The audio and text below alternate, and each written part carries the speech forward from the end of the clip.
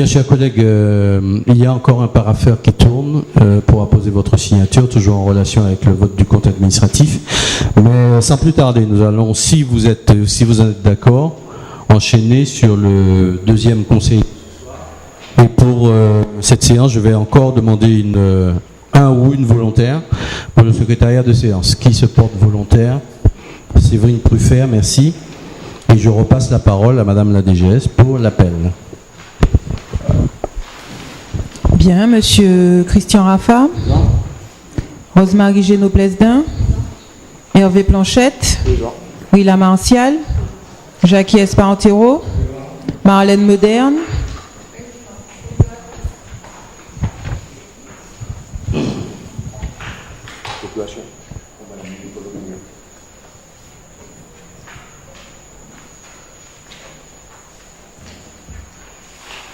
Mario Marquet, Karine Alexandre Sabin, Hugues Saint-Dorme, René Misa épouse Carrel, Marie Bragance, Germaine Pierre-Léandre, Thierry Méronis,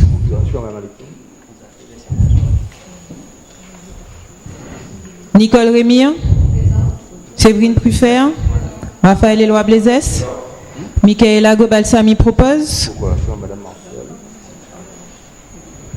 Alix Belchasse, Michael Gobalsami, Patricia Trieste, Jeanne Dongard, Ludmila Larade, Roger Limer, Nazer Carissan, Louis-Édouard Viraille, Brigitte Lupon et Elsie Nalamoutou.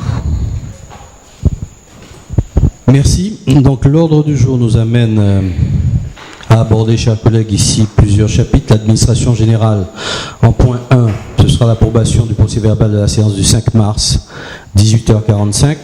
Point 2, approbation du procès-verbal de la séance du 5 mars, toujours à 20h35. La désignation, point 3, de 2 élus pour siéger au comité local du tourisme communautaire. En point 4, en chapitre ressources humaines, attribution de compensation financière pour les astreintes et les permanences. Dans le chapitre finances, demande de subvention dans le cadre du Médecin Pierre. Le point 6, vote de la subvention en faveur du Centre communal d'action sociale et de la Caisse des écoles. En point 7, vote des taux d'imposition directe locale pour 2018. En point 8, vote du budget primitif 2018. Dans le chapitre d'urbanisme, changement de nom de rue à l'occasion du Médecin Pierre, en point 9. En point 10, mise en œuvre du projet de zone de mouillage organisé. En point 11, modification simplifiée du plan local d'urbanisme. En point 12, demande de cession de parcelles A382-383 situées au lieu dit La Guinguette et C24, C407, C19 situées au quartier Fort dans le cadre de la ZMO. Et vous avez reçu, chers collègues, aussi un additif qui porte donc sur le projet de rénovation énergétique de l'éclairage public. Donc c'est la première question que je vais vous poser, chers collègues. Y a-t-il une opposition à l'introduction de cet additif à l'ordre du jour de ce conseil municipal? Qui s'oppose? Qui s'abstient? Adoption à l'unanimité. Donc, nous allons passer au premier point de l'ordre du jour, l'approbation du procès-verbal de la séance du 5 mars 2018 à 18h45. Chers collègues, vous avez bien entendu, je l'espère, reçu tous et toutes ce procès-verbal. Nous sommes à l'écoute de vos observations. Monsieur Espartero.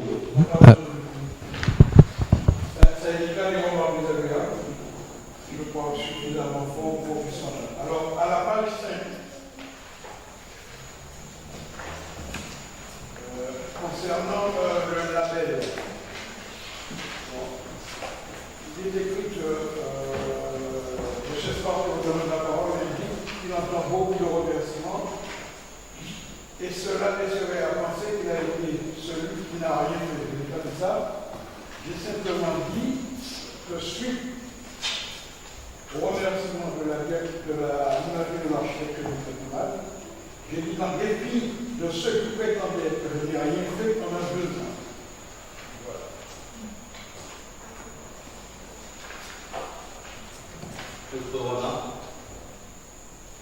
Monsieur Marquet, à qui on passe le micro, s'il vous plaît.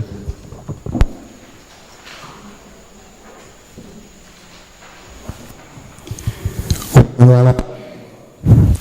Donc, monsieur Espartero et monsieur Marquet demandent à s'exprimer. Monsieur le maire précise qu'il ne s'agit pas d'une délibération, mais le accorde la parole à chacun d'eux pour répondre à son intervention. Ce n'est pas ce qui s'est passé. Il s'est passé que vous avez refusé et qu'effectivement, on a bien pris le micro pour pouvoir s'exprimer. Pas ça. À la page 6.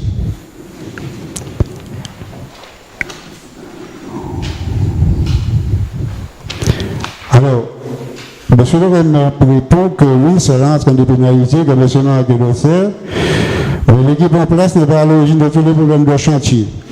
En fait, ce qui s'est passé, c'est que vous n'avez pas répondu. Vous m'avez dit que c'est la tonalité. Vous ne répondez pas parce que la tonalité de ma question ne vous plaisait pas. Donc vous n'avez pas répondu. Et en particulier, souvent bien très spécifique, qui est par exemple le coût de l'échafaudage. Donc tout simplement pour dire qu'effectivement, je voterai contre ce procès verbal. Oui. Y a-t-il d'autres demandes d'intervention?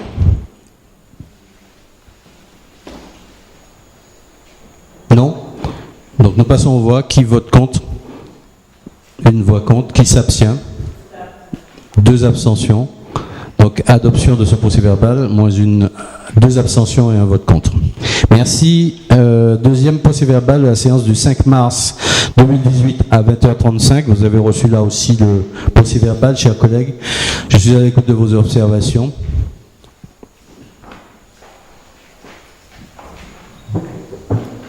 Pas de demande d'intervention.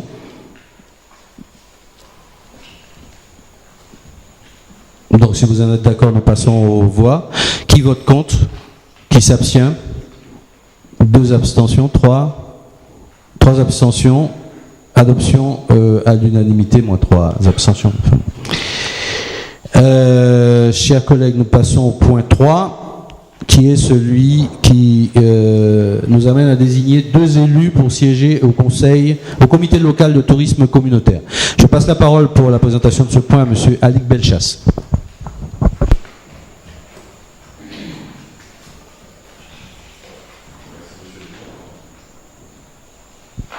Bonsoir à tous. Donc, délégation de 2 élus pour siéger au comité local du tourisme communautaire, CLTC. Donc, le président de l'Office du tourisme communautaire a sollicité la ville par courrier en date du 23 février 2018 afin de désigner 2 conseillers municipaux pour représenter la ville au sein du comité local du tourisme, conformément à l'article 13 des statuts de l'Office de tourisme communautaire. Après appel à candidature, monsieur le maire demande au conseil municipal de se prononcer sur celle-ci.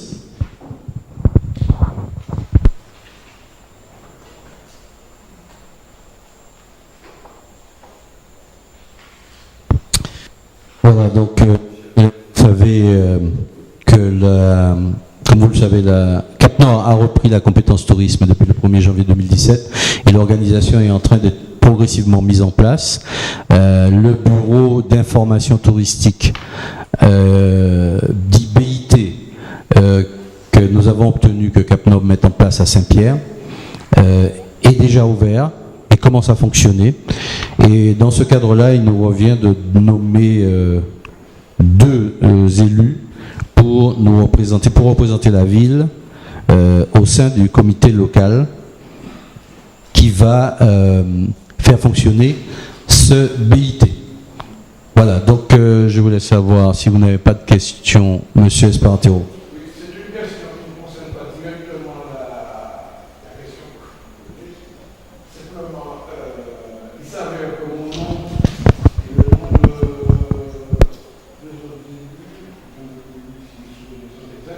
figurent toujours en tant que responsable de l'Office de tourisme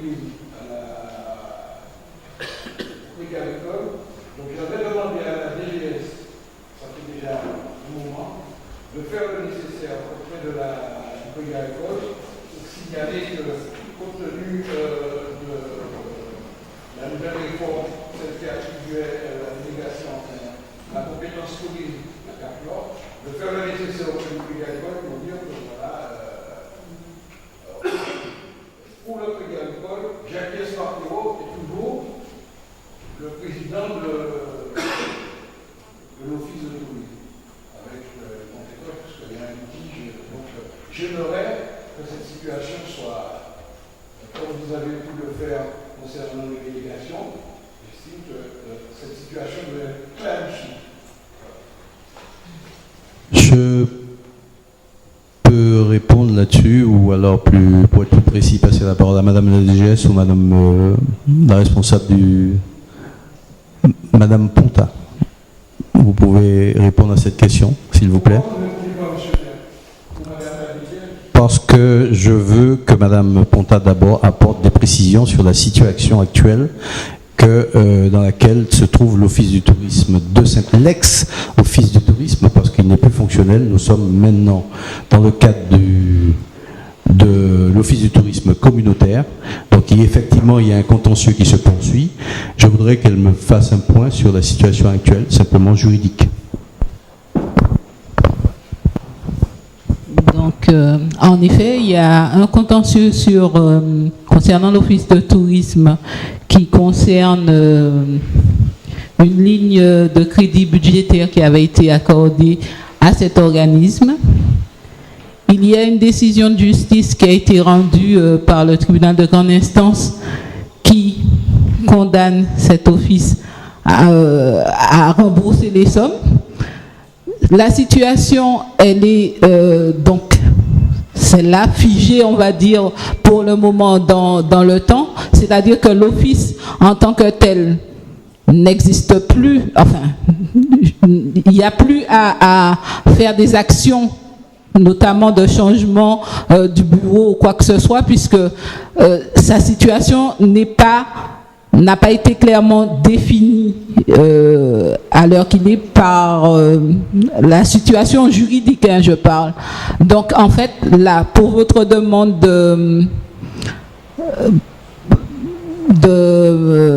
pour la clarification que vous demandez au niveau du Crédit Agricole, pour le moment là, elle n'est pas possible puisque de toutes les façons, il n'y a aucune action, il n'y a plus de vie juridique de cette association-là. Non, mais je n'ai pas besoin de micro. Je ne suis plus délégué au patrimoine à la culture et au tourisme. Je n'ai aucune responsabilité dans ce domaine. Tout ce que Mme Ponta vient de dire, c'est un scoop. J'étais déjà au courant. Simplement, je demande, étant donné que Cap-Nord a récupéré la compétence, je ne vois pas en quoi mon nom puisse figurer sur les lignes du Crédit Agricole.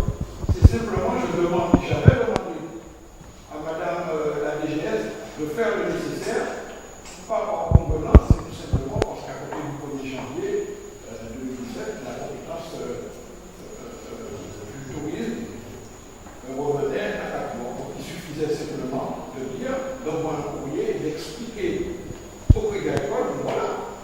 Bon, après une question juridique, moi ce que je veux pas, c'est que mon nom, alors je n'ai aucune responsabilité, mais mon nom figure en tant que président de. Il y a quelque chose qui ne peut pas.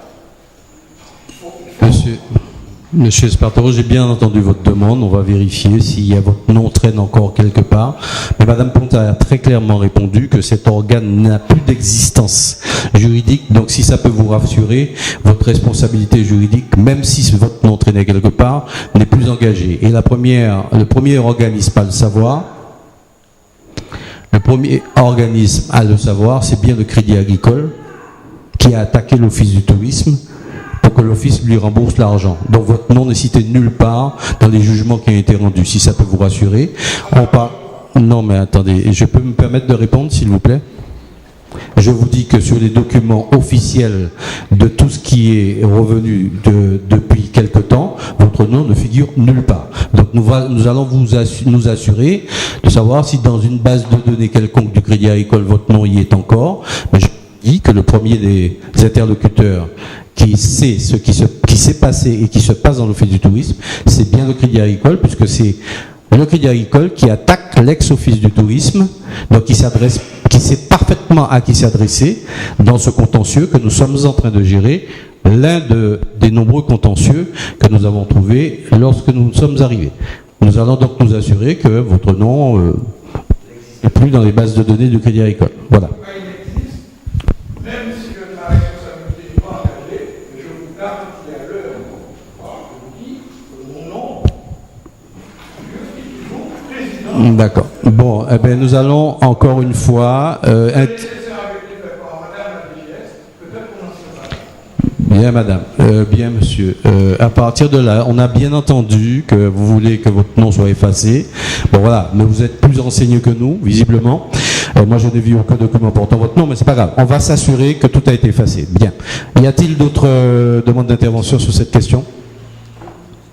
Donc, je disais, qui est candidat pour nous représenter? Madame Pruffert.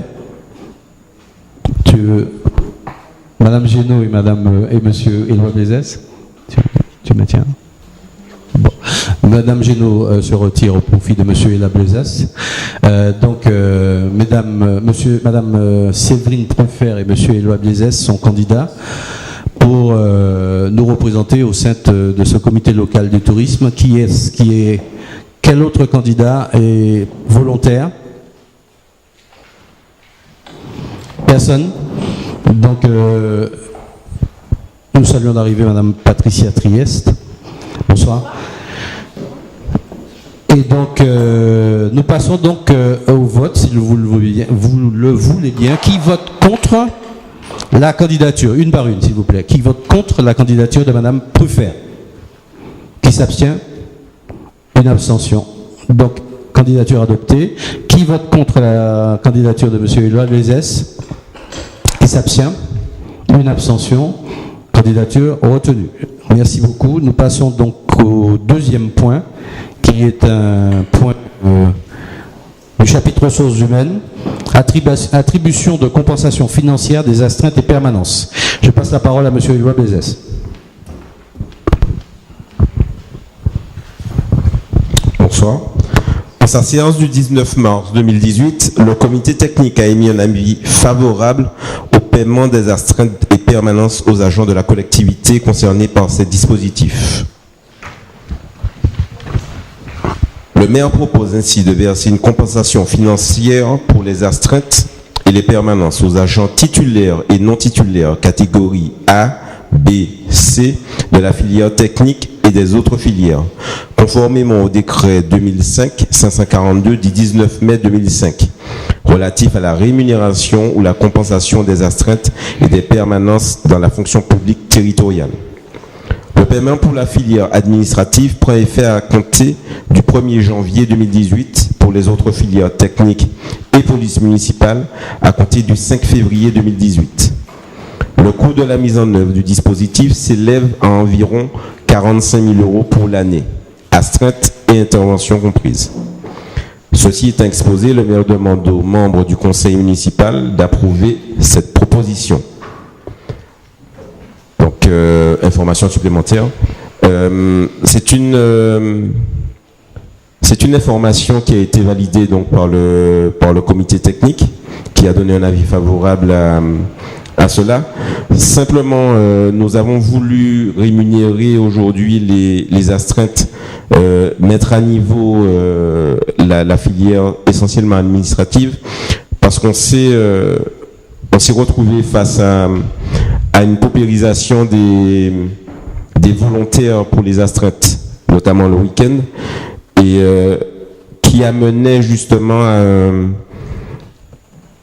un épuisement des agents, aussi et surtout à une surdotation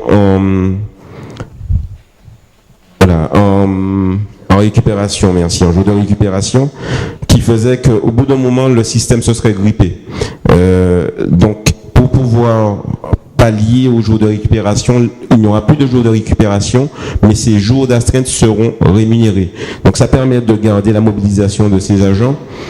Ça permet justement de ne pas faire se gripper la machine, puisque imaginons que l'un des agents parte en récupération est en congé, on se retrouverait avec un seul agent qui ferait des permanences et qui surmultiplierait ces jours de récupération. Et forcément, la machine se serait forcément occupée à un moment. Donc c'est pour ça qu'on est arrivé à cette nécessité de devoir payer les permanences et les astreintes. Donc, encore une fois, on va certainement se retrouver, comme je le répète à chaque fois, avec une masse salariale qui augmente, mais il faut bien comprendre que ce sont des choses qui sont nécessaires. Nécessaires parce qu'il faut garder la motivation des agents, il faut pouvoir aussi créer une motivation pour d'autres personnes qui pourraient éventuellement permettre que le nombre d'agents qui acceptent de faire des astreintes soit un peu plus importante afin de ne pas démotiver et fatiguer les agents. Voilà.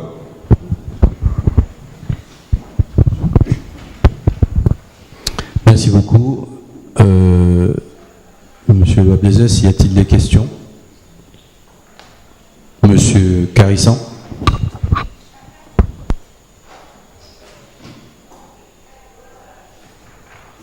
Alors, je voulais savoir combien d'agents sont concernés par semaine dans ce cas-là. Il y a combien d'agents qui sont concernés chaque semaine? Parlez de quoi? Du service administratif ou technique? Les deux. Vous avez les chiffres exacts? Veuillez éteindre votre micro, s'il vous plaît, aussi, pour des questions de son. Alors, concernant la permanence administrative, il y a un agent.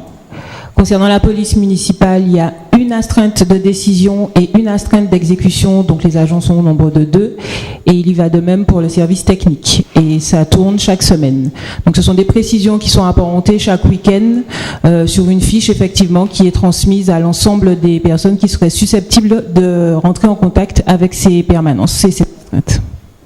Alors il faut savoir qu'il y a des élus aussi, mais ça je préfère que monsieur le maire en parle. Oui, merci. Donc, nous sommes en train de structurer un peu les choses sur le plan des astreintes, comme d'autres villes l'ont fait depuis très très longtemps.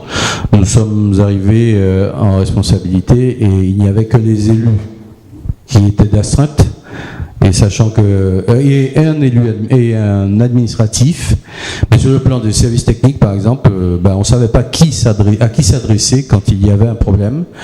Donc, il fallait commencer à faire comme toutes les autres mairies de Martinique et de France et de Navarre, c'est-à-dire c'est prévu dans les textes, dans le règlement de fonctionnement des collectivités territoriales, d'inciter des administratifs et des agents de services techniques à se porter volontaires pour être les premiers sur le front quand il y a un souci à régler.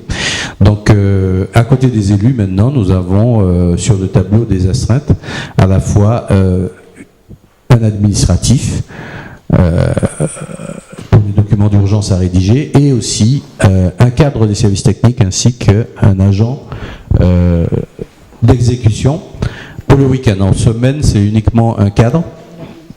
Et bien entendu, j'oublie la police municipale qui a mis en place aussi à notre demande un service d'astreinte. Et ça tourne donc sur tous les services. Sur tout le service, pardon. Y a-t-il d'autres questions? Bien. S'il n'y a pas d'autres questions, qui vote contre? Qui s'abstient? Qui s'abstient, pardon pour le lapsus. Adoption à l'unanimité. Point finance, chapitre finance. Le point 5 nous amène à aborder la demande de subvention dans le cadre du Mai de Saint-Pierre.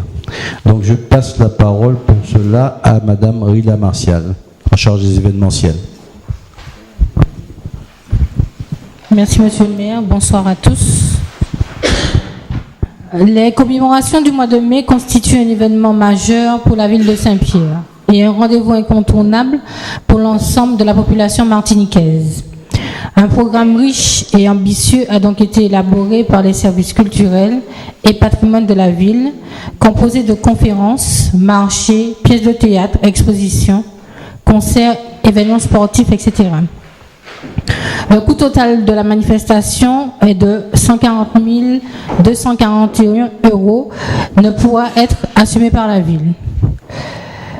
C'est à ce titre que le maire a sollicité la communauté d'agglomération du Pays Nord, Cap Nord, la direction des affaires culturelles, la DAC, et la collectivité territoriale de Martinique, CTM, pour des demandes de subventions, conformément au plan de financement suivant. Cap Nord, 46,35%, 65 000 €. CTM, 28,69%, 40 241 €. DAC, 14,26%, 20 000 €. La ville de Saint-Pierre, 10,69%, 15 000 € pour un montant total de 140 241 €.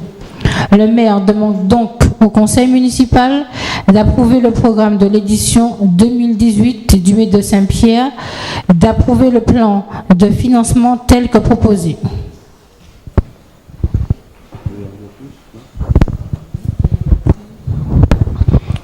Chers collègues, vous avez la parole, si vous le souhaitez, pour les questions.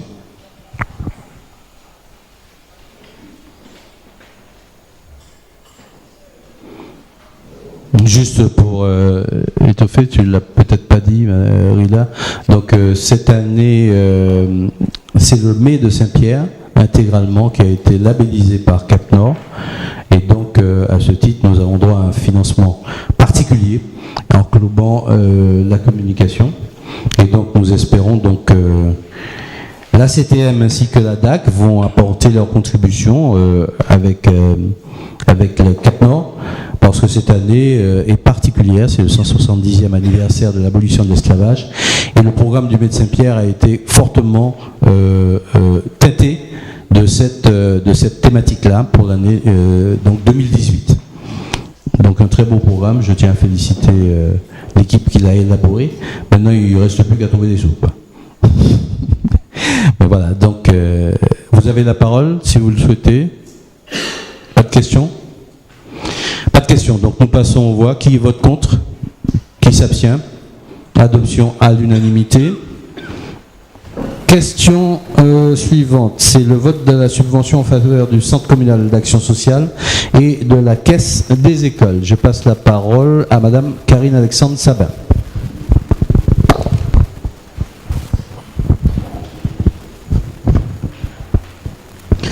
Bonsoir à tous.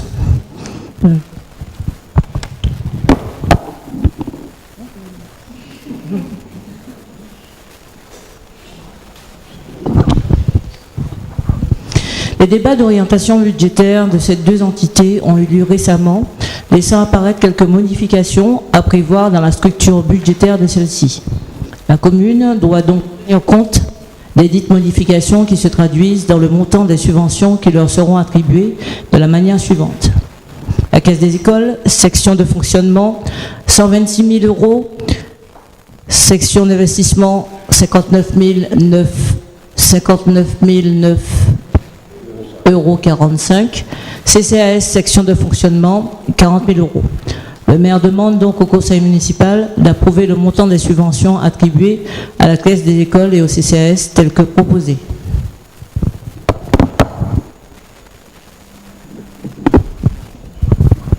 Collègue, vous avez la parole.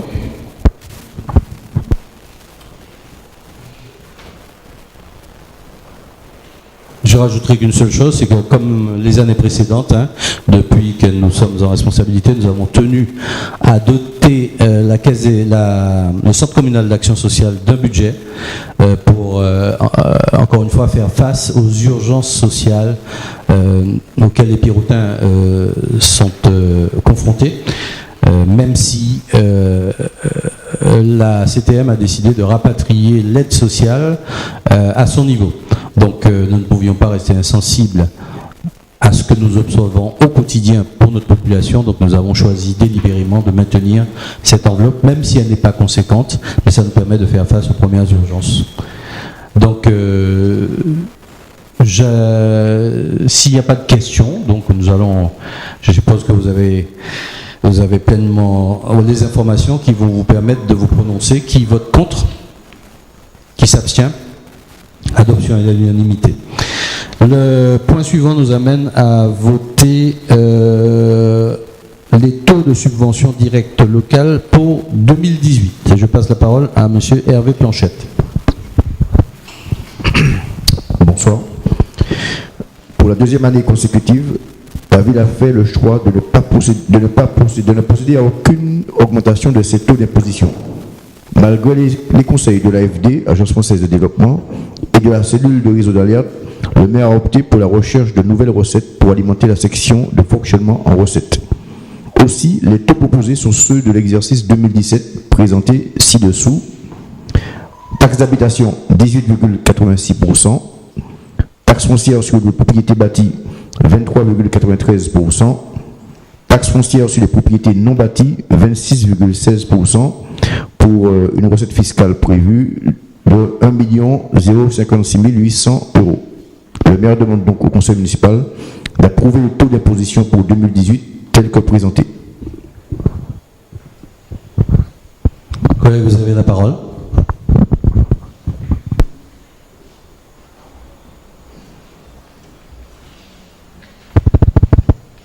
Monsieur Carissan.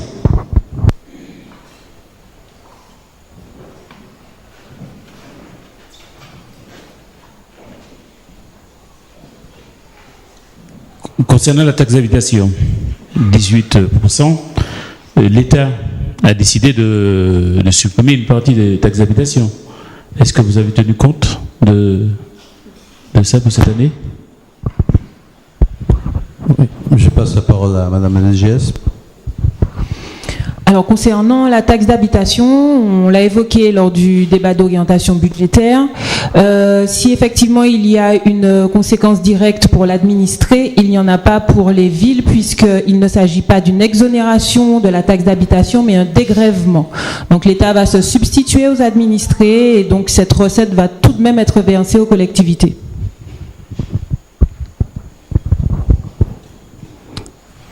Autre question? Pas d'autres questions? Donc nous passons au vote. Qui vote contre?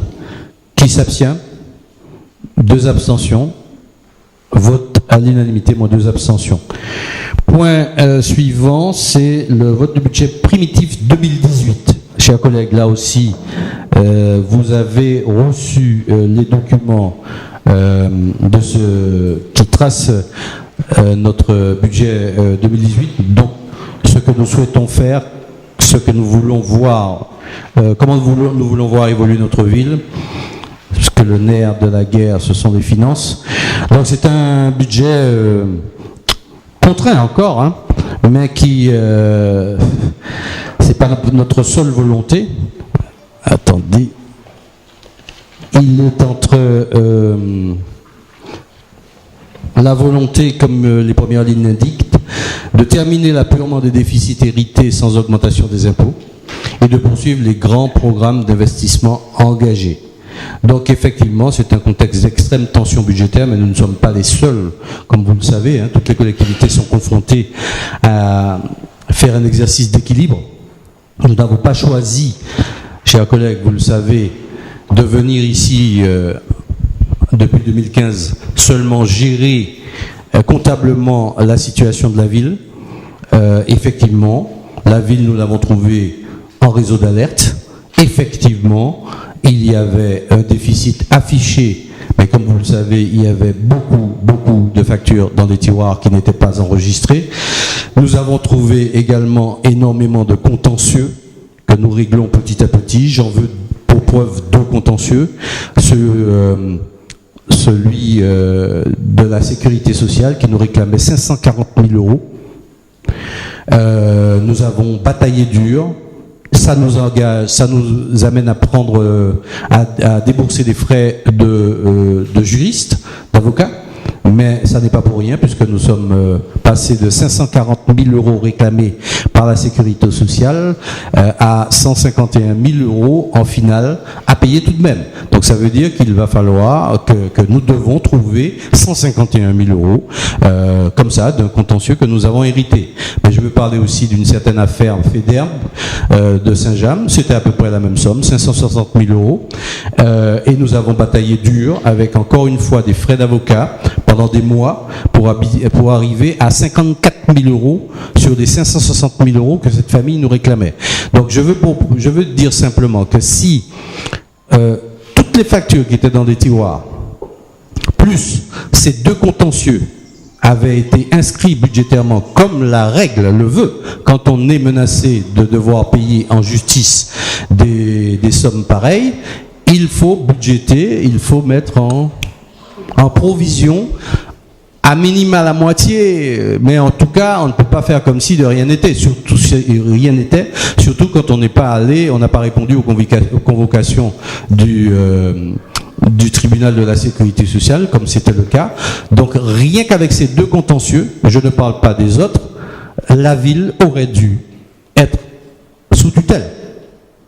Mais habilement, tous ces contentieux étaient masqués, les factures dormaient dans les tiroirs, donc maintenant nous sommes là, nous avons réglé des contentieux, nous n'en avons pas fini, c'est l'Office du tourisme qui indirectement, c'est la mairie qui en final va payer, parce que c'est elle qui a créé l'Office du tourisme. C'est un contentieux sur le boulevard Saint-Gélalin où on nous réclame 80 000 euros. C'est encore un contentieux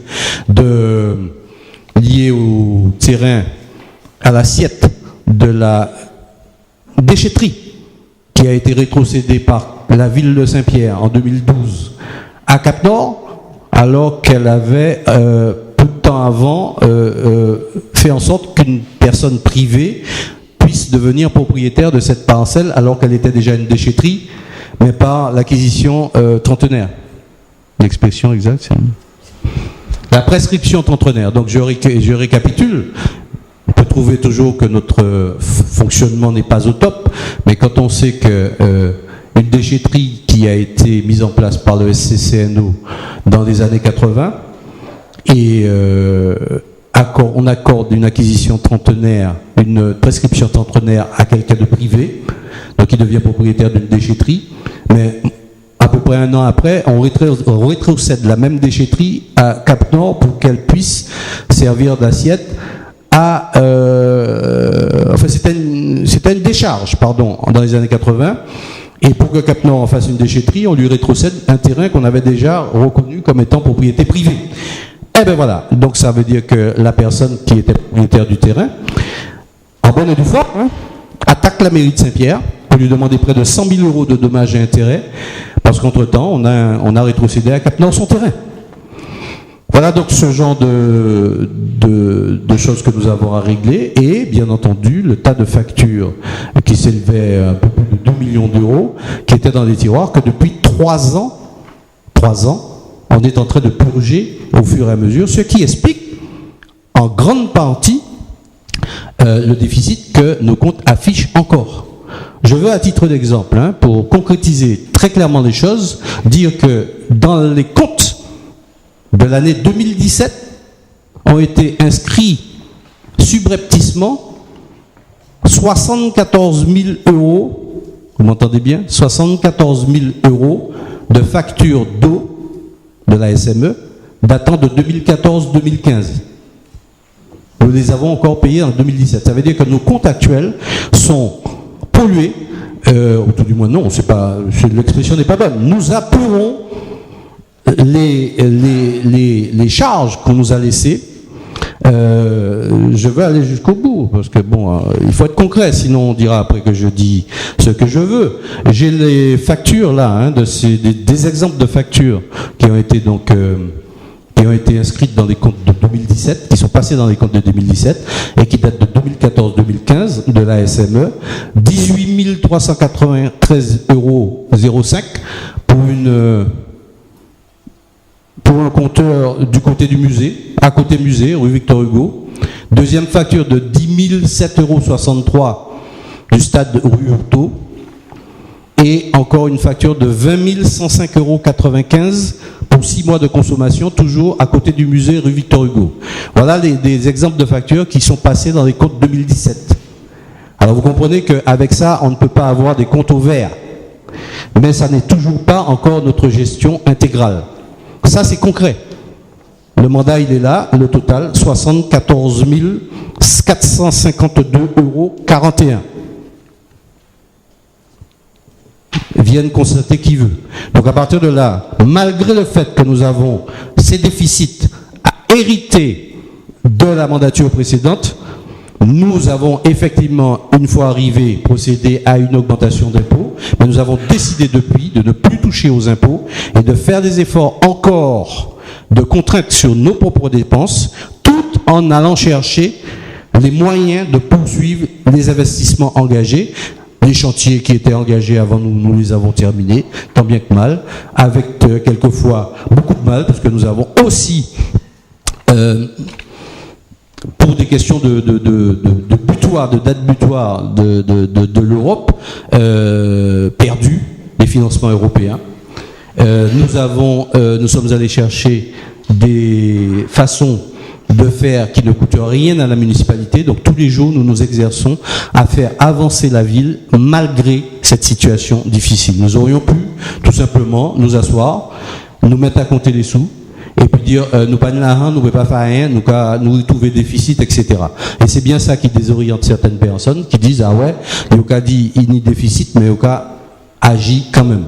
Je prends à titre d'exemple concrètement ce qui a été fait pour le point que nous allons voter en additif, c'est-à-dire que nous avons réussi à faire prendre en charge à 100% le financement de l'audit complet de l'éclairage public sans que la ville de Saint-Pierre n'ait 1 euro à débourser. Sinon, il fallait débourser à peu près 70 000 à 80 000 euros. Donc je ne sais pas quand est-ce qu'on aurait pu faire cet audit si nous ne nous étions pas forcés à aller chercher les moyens. Donc c'est notre exercice permanent et j'en suis assez content et je tiens à féliciter tous ceux qui œuvrent avec moi à ce travail qui est extrêmement difficile, mais dont on commence à entreapercevoir les résultats. Voilà.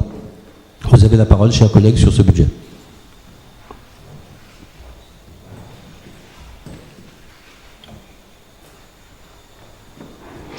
Monsieur Espartero.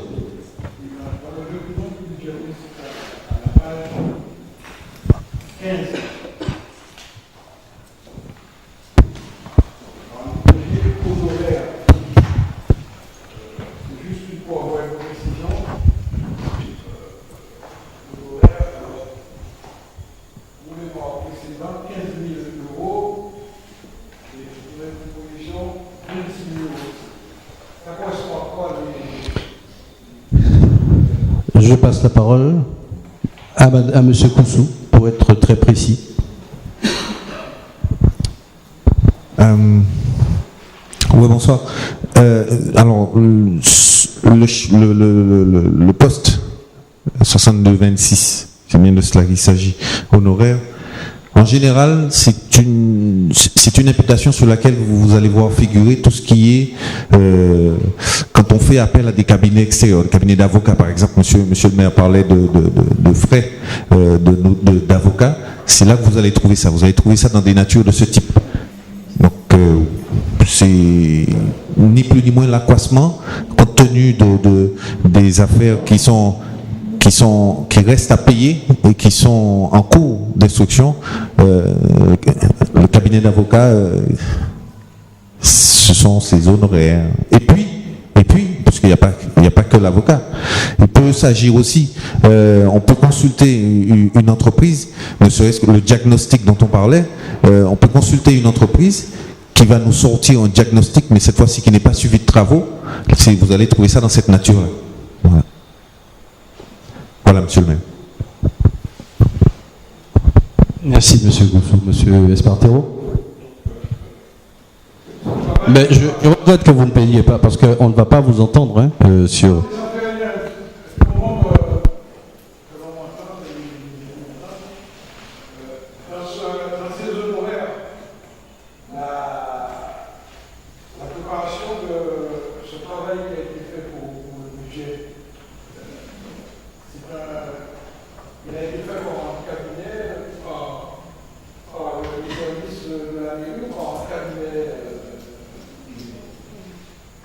Je vais répondre directement, monsieur Espartero. Oui, il y a un cabinet qui nous accompagne toujours. Compte tenu de la situation, ça n'est pas un luxe. Comme il y a des cabinets d'avocats qui nous accompagnent toujours, rien que sur, on dit 26 000 euros, d'accord, c'est pas que les cas d'avocats, il y a tout dedans. Vu l'état dans lequel nous avons trouvé cette mairie en termes de manque d'expertise, je peux descendre très basiquement sur les compétences des services techniques. Bon, beaucoup de personnes n'ont pas été en formation ou autre. Donc à partir de là, si nous voulons aller vite, si nous voulons aller bien, si nous voulons résoudre des problèmes extrêmement complexes, nous avons besoin de conseillers. Et ça, j'assume, parce que rien que pour faire le différentiel entre les frais que nous payons pour les juristes qui nous accompagnent, effectivement qui sont dans cette ligne, 25 000 €, en admettant que ce soit uniquement des juristes, d'accord ? Eh bien, rien que les solutions apportées pour le conflit, le contentieux de la sécurité sociale auquel nous sommes confrontés, je le rappelle, 540 000 €, plus l'affaire FEDERB, 560 000, ça fait 1 100 000 €. En final, le travail de ces avocats nous laisse en facture seulement, si je puis dire, un peu plus de 200 000 € contre 1 100 000 € que nous allions payer si nous n'avions pas réussi en travaillant très très dur à résoudre ces problèmes-là. Et ce ne sont que deux contentieux parmi d'autres. Donc à partir de là, oui, nous avons besoin de compétences, parce que toutes les compétences ne sont pas en interne, et nous assumons. Parce qu'il faut bien qu'on dirige cette ville, qu'on essaye de solutionner les problèmes. Et la plus grande preuve d'humilité, c'est de savoir où sont les limites que l'on a, mais ce ne sont pas les miennes, c'est les limites de cette collectivité, et ça nécessite, et nous ne sommes pas les seuls, figurez-vous que les conseils qui nous accompagnent, s'ils attendaient que, sur la mairie de Saint-Pierre pour vivre, ça aurait été vite fait, ils seraient vite au chômage. Donc ça veut dire qu'ils accompagnent aussi la CTM, ils accompagnent Cap-Nord, ils accompagnent d'autres collectivités, voilà, et donc le cabinet juridique qui nous accompagne s'occupe au moins de 4 ou 5 mairies, plus la CCIM. Donc à partir de là, tout organe, collectivité ou assimilé, a besoin de compétences, d'autant que la complexité des textes qui gèrent et qui nous encadrent dans ces collectivités sont extrêmement complexes.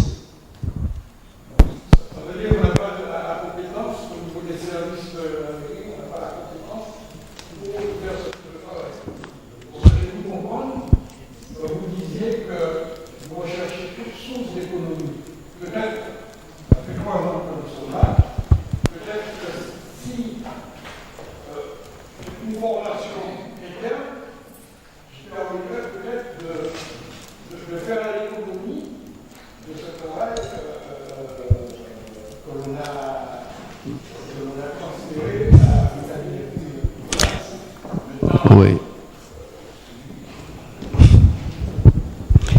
D'accord. Merci, monsieur Espartero. Monsieur.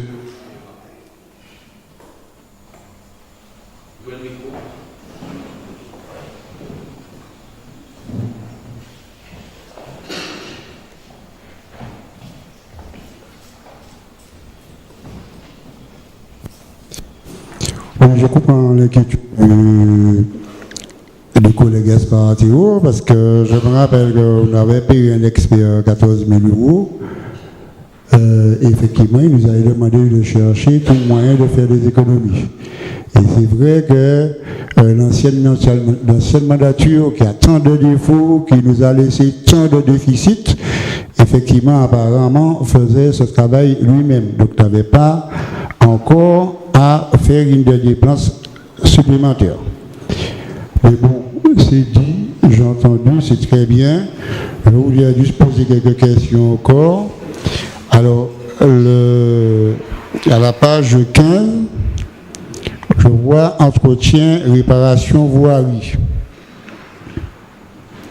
Alors, entretien, est-ce qu'il s'agit là de FISER, la société de nettoiement?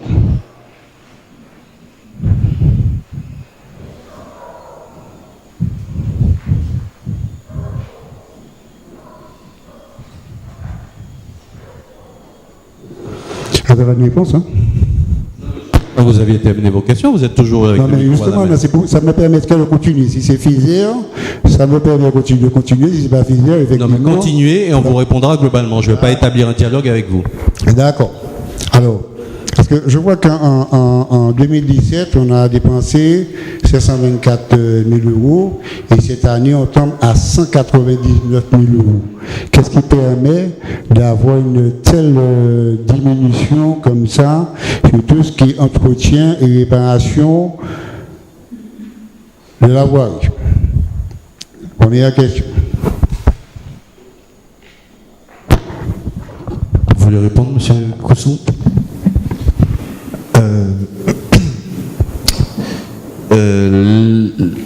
Le paiement, enfin, FISER, c'est un contrat, on est bien d'accord. Donc la collectivité est engagée sur un certain montant pendant une certaine période donnée. L'exercice comptable exige que de la pertinence, on va dire. Je vais appeler ça comme ça. Aujourd'hui, on a un certain nombre, donc ça a été mon constat, on a un certain nombre de prestations qui ne sont pas imputées dans les bonnes cases.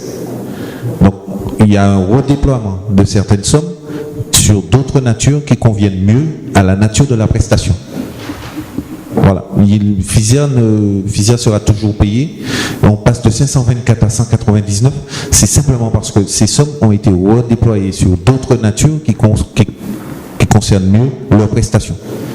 C'est une question de lisibilité budgétaire par la suite. D'accord, mais j'ai bien entendu qu'il s'agit bien de la prestation FISER, c'est bien ça? Je n'ai pas dit ça. J'ai dit simplement que FISER, j'ai répondu à FISER par rapport à un contrat. FISER, c'est un contrat, c'est un marché. L'entreprise, elle a un contrat, donc il faut, de toute façon, on est obligé de garantir son paiement. Mais monsieur Espartero, monsieur Mario Marquet, ça n'est pas un dialogue. Vous posez une question, vous passez le micro à quelqu'un d'autre, vous revenez après pour une autre question, mais on ne va pas établir un dialogue permanent. Est-ce que vous avez une autre question? Je vous demande de demander la parole à chaque fois. Alors j'ai plein de questions à poser et je l'ai déjà quand même annoncé avant, donc je suis étonné qu'effectivement, que vous puissiez ne pas dire qu'il ne s'agit pas de dialogue. Si je lui demande une question, je pose une question, si j'ai besoin d'une précision, je demande la précision. Merci, donc je l'ai eu la précision. Par contre, effectivement, j'ai deux autres questions à poser. Permettez que je les pose, parce qu'il s'agit quand même du bilan principal du meeting de 2018. Je voudrais bien effectivement savoir, pour que je n'ai pas abordé n'importe quoi d'autre.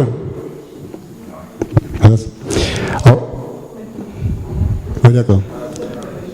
Alors, la deuxième question, c'est toujours le même problème, c'est que quand je regarde les opérations au cours, je ne vois toujours pas venir cette deuxième phase de la cathédrale. Je n'arrive pas à comprendre qu'il y a une ordre quand même de service qui a été délivrée, il y a des entreprises qui ont travaillé, le chantier a été arrêté pour... dans le dernier conseil municipal pour insécurité financière. Ça veut dire ce que ça veut dire, que les gestionnaires effectivement ne s'est pas assuré de la sécurité. Donc ce chantier-là, il a généré, et vous l'avez vous-même dit, des intérêts moratoires ainsi que des pénalités. Et en plus, je reviens sur le premier problème où je n'ai pas eu la réponse, c'est que cet échafaudage-là, depuis 1 an, il doit coûter quelque chose. Donc, voilà, avant que je ne pose la dernière question. Je peux vous demander de poser votre dernière question et on vous répondra globalement. Merci. Si vous voulez. Alors, quand moi je regarde ce truc-là, je vois un chiffre apparaître, c'est le effectué. Nous avons effectué un emprunt, c'est la première opération d'ailleurs que nous avons faite, en janvier 2018, nous avons fait un emprunt à l'Agence française de développement. Cet emprunt-là, on le retrouve effectivement en recette. Est-ce que c'est normal? Parce que c'est vrai que c'est de l'investissement, mais je ne comprends pas pour le voir seulement en recette et qu'il n'apparaisse pas en défense. Je l'ai pris. Et ça, un équilibre.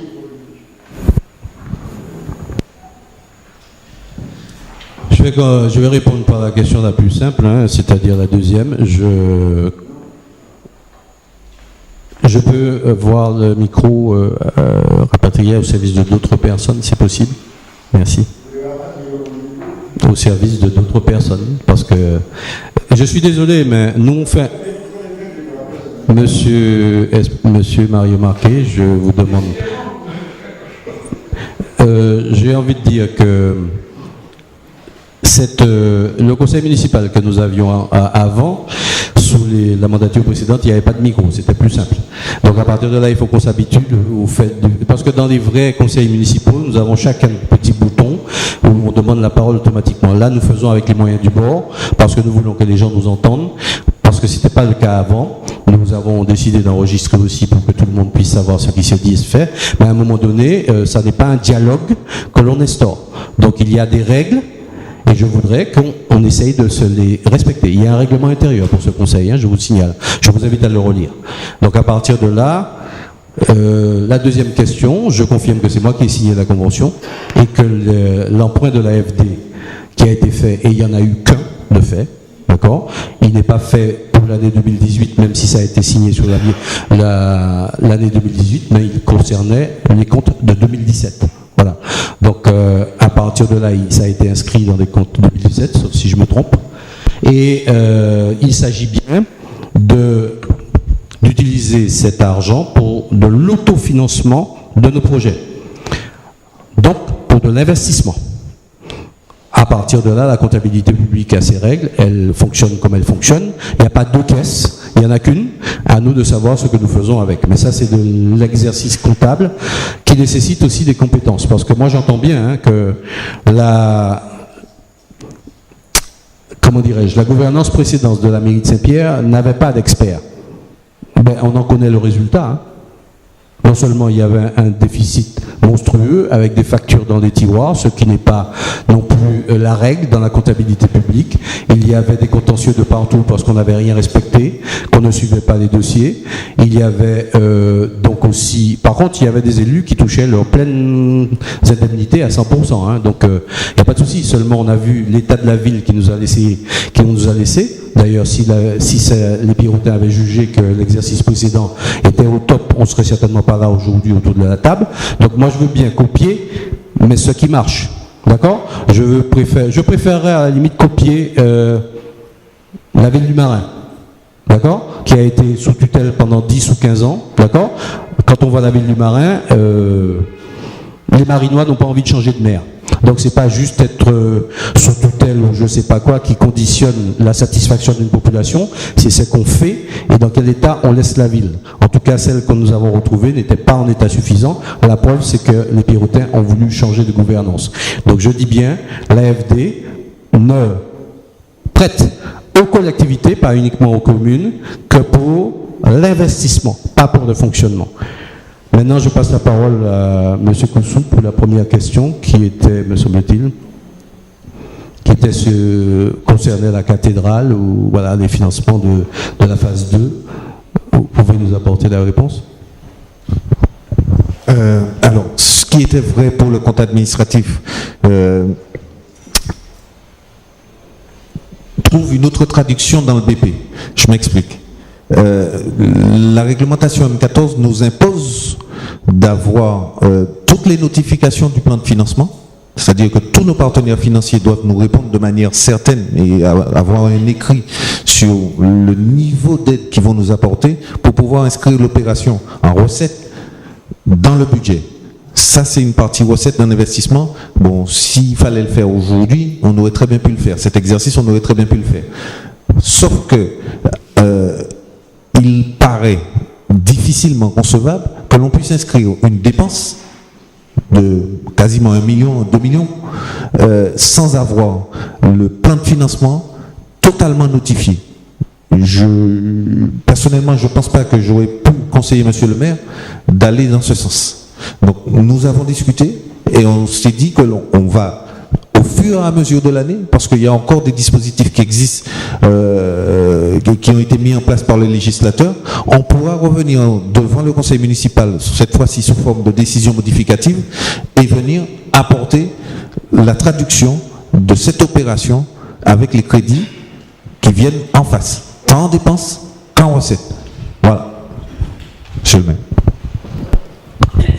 Merci, chers collègues. Il y a d'autres questions ? Monsieur Marquet.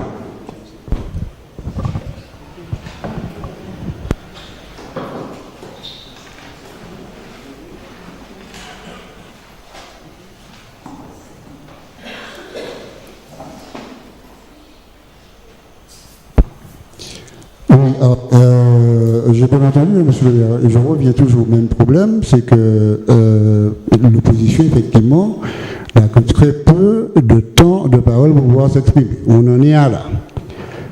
Je reprends ce que M. Kossou a dit, s'agissant d'un marché. Avant de lancer le marché, le maître d'ouvrage doit s'assurer que tous les pensionnaires soient d'accord sur le plan de financement. Et là, effectivement, c'est exactement ce qui s'est passé sur la cathédrale. Il y a eu une note de service et apparemment les partenaires financiers n'étaient pas prêts. D'où le dernier conseil municipal, ce qui s'est passé, c'est qu'on a pu lire qu'il y avait insécurité financière. Ça veut dire insécurité financière, j'espère que vous serez d'accord avec moi, c'est que celui qui a monté le marché, donc le maître d'ouvrage, ne s'est pas assuré de cette simple état de fait que les partenaires financiers étaient d'accord. Et là, vous avez fait référence à la loi. Vous avez fait la référence à la loi, vous avez dit que la loi dit que pour pouvoir lancer un marché, il faut que les partenaires financiers soient d'accord. C'est ce que j'ai entendu alors. Alors, répétez-vous. Je repasse la parole à M. Kossou pour répondre. Non, c'est pas ce que j'ai dit. Moi, ce que j'ai dit, c'est que la réglementation m'impose, avant d'inscrire budgétairement, d'avoir une traçabilité de l'opération budgétaire dans le document budgétaire, d'avoir l'intégralité de mon plan de financement notifié. La loi m'impose à moi, mais la loi n'impose pas au maître d'ouvrage d'avoir l'intégralité de son plan de financement bouclé. Non, c'est une facilité. Beaucoup aujourd'hui, parce que sur le document du marché public, ce que l'on voit, comment ça se traduit? Ça se traduit de la manière suivante, et vous allez souvent voir cette petite phrase: les dépenses afférentes à l'exécution de travaux de ce marché seront budgétées sur le budget de la commune. Les partenaires n'entrent pas. Il appartient à la commune, à la collectivité, au maître d'ouvrage, de trouver les voies et moyens de financement. Mais c'est sa responsabilité à la commune. Une opération n'est pas forcément liée à un plan de financement. C'est pour permettre de faciliter, d'avoir un certain confort au niveau de la collectivité que l'on va chercher des partenaires. Il y a des communes qui n'ont pas besoin de partenaires pour leurs opérations. Voilà, monsieur le maire. Merci. Y a-t-il des questions encore? Autre question? Nous passons donc aux voix. Qui vote contre le budget? Qui s'abstient? Deux votes contre. Qui s'abstient? Attendez. Qui vote contre? Une voix contre. Qui s'abstient? 3 abstentions. Le budget adopté. Moins 3 abstentions et un vote contre. Je vous remercie. Il va falloir signer pour ce document à la fin du conseil. Je passe à la question suivante, urbanisme, enfin dans le chapitre urbanisme, changement de nom des rues à l'occasion du mai de Saint-Pierre. Et je passe la parole à M. Belchas, en charge du patrimoine.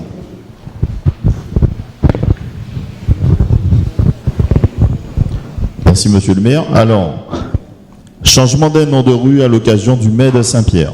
La 43e édition du mai de Saint-Pierre, placée sous la thématique principale du 170e anniversaire de la déclaration de l'abolition de l'esclavage, constitue une occasion pour la ville de commémorer les événements de mai 1848 ayant conduit à l'émancipation des esclaves. Le service culturel et le service patrimoine de la ville ont, à cette occasion, travaillé à l'élaboration d'une programmation particulièrement riche et de qualité, visant à mettre en valeur les lieux d'insurrection et les personnalités ayant joué un rôle dans les événements de mai 1848. Ainsi, monsieur le maire souhaite procéder au changement officiel de nom de rue et de place comme suit. La rue de l'esclave romain deviendrait le boulevard France Fanon. Deuxième proposition, la rue Victor Hugo prolongée serait renommée la rue de l'esclave romain. Et enfin, troisième proposition, la place de l'abolition deviendrait la place de la libération du 22 mai 1848. L'inauguration des nouveaux noms de rues et places se fera lors des manifestations organisées dans le cadre du mois de mai. Monsieur le maire demande donc au conseil municipal d'approuver le changement des noms de rues et places tels que proposés, de l'autoriser à prendre toutes mesures nécessaires à cette fin.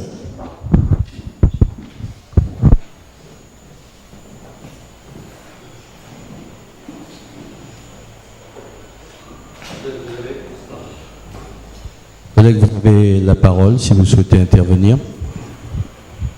Madame Larade.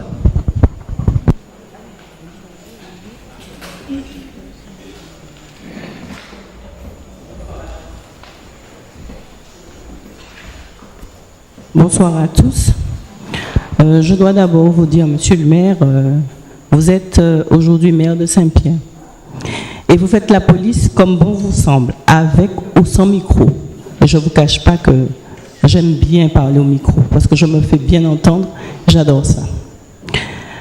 Alors je vous fais remarquer que sous la mandature précédente, la parole elle était libérée.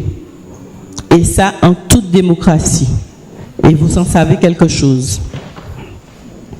Donc, je voudrais aussi vous faire quelques points sur ce que vous aviez dit tout à l'heure, s'agissant du le fait que Saint-Pierre ne soit pas sous tutelle. Heureusement que Saint-Pierre n'est pas sous tutelle.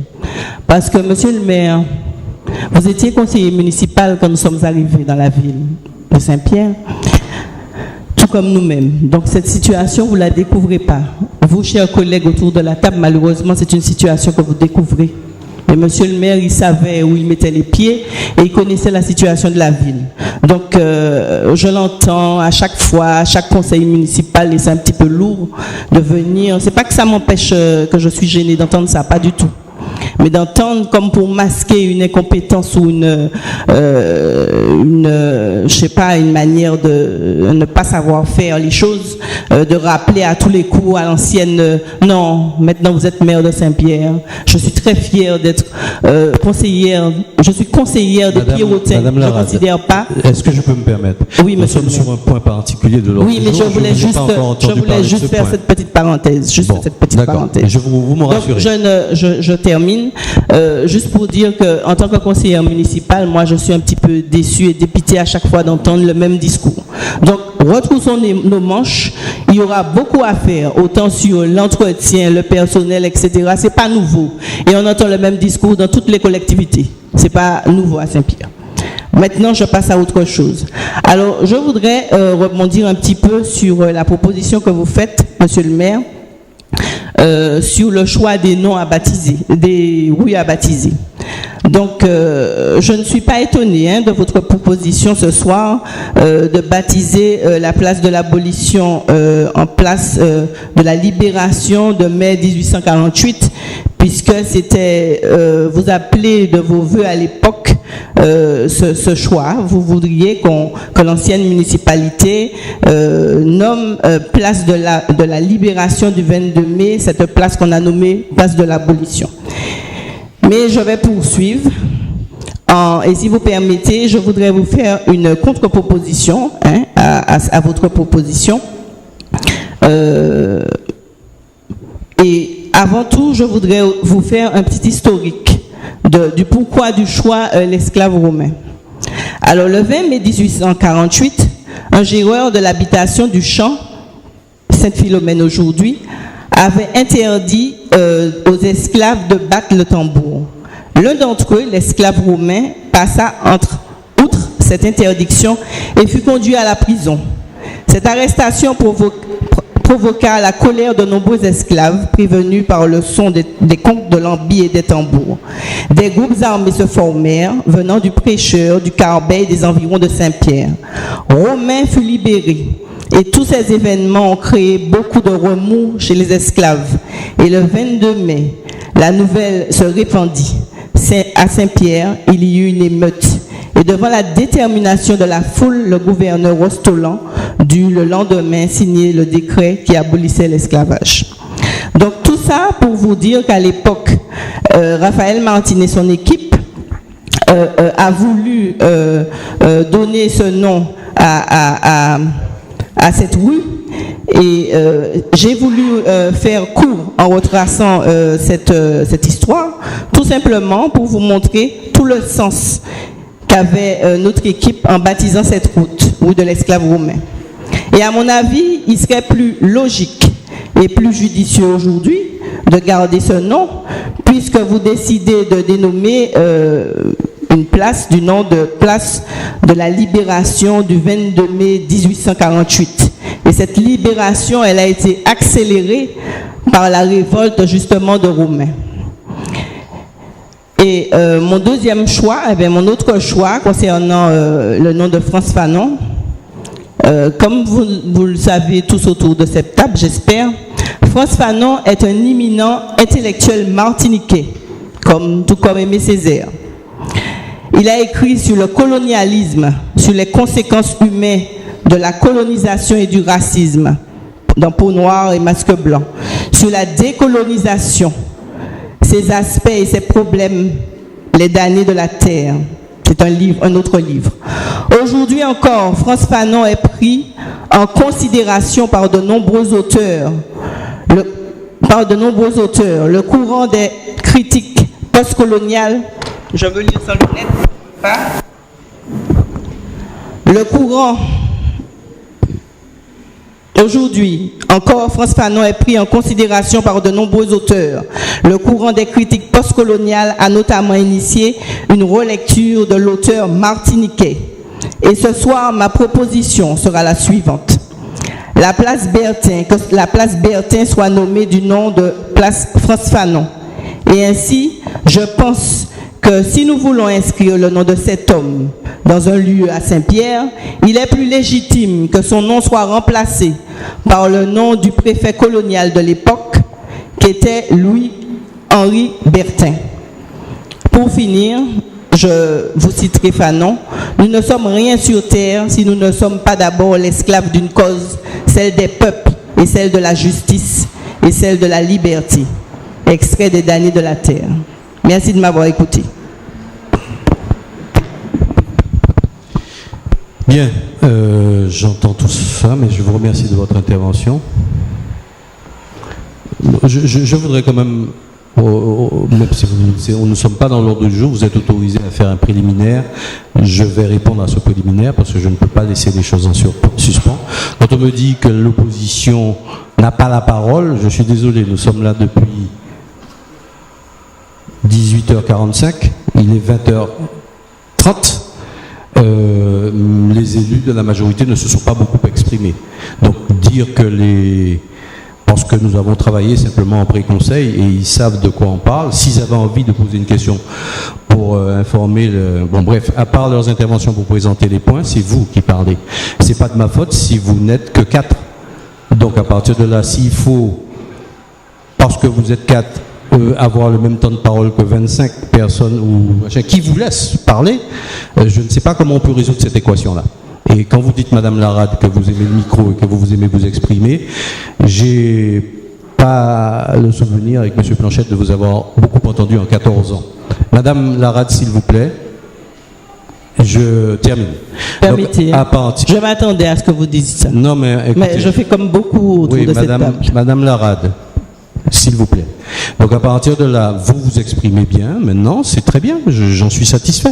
Mais ne dites pas le contraire. Donc nous nous exprimions comme vous le faisiez. Mais apparemment, vous avez trouvé que nous nous exprimions tellement que vous avez prévu dans le règlement intérieur un article dont se vante Madame Lupon qui vise à interrompre les interventions sur proposition d'un des élus. Peut dire, monsieur le maire, bon, ça suffit, on arrête et nous on vote et on arrête. C'est prévu par vous dans le règlement intérieur. Madame Lupon a dit que c'est elle qui a inventé ça. Donc, à partir de là, je veux entendre tout ce que vous dites, mais bon, ceci dit, nous n'avons pas mis cet article en œuvre. Et pour terminer sur le fait que vous me reprochez de ressasser les choses, je comprends que ça vous gêne. Parce que vous vous voudriez simplement que le 7 avril 2015, les choses démarrent à zéro et que nous soyons de tout. Eh bien non, nous avons hérité d'une situation que nous pressentions difficile, mais nous ne savions pas à tel point. Elle était difficile parce que simplement, et nous avons des archives, hein, quand vous présentiez, vous, des notes de synthèse, chaque question faisait 3 lignes. Nous, elles font beaucoup plus de lignes. Donc vous avez des informations et en plus, vous avez accès au fond de dossier. Souvent, quand je venais en mairie, on me disait que le fond de dossier était dans le bureau du maire. Donc quand vous me parlez de démocratie, je veux bien, mais bon, j'aurais préféré un exemple plus précis. Et je termine en disant que vous allez peut-être être déçus, mais nous allons continuer à dire tout ce que nous avons trouvé. Parce que nous n'avons pas tout dit en arrivant. Parce que nous ne savions pas tout et que nous découvrons des choses. Donc, désolé de vous décevoir, mais il va falloir que vous entendiez.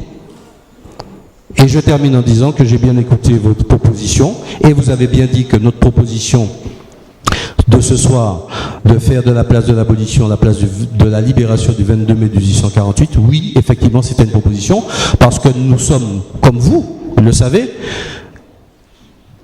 comme beaucoup de Martiniquais le savent, l'esclavage a été balisé de révoltes.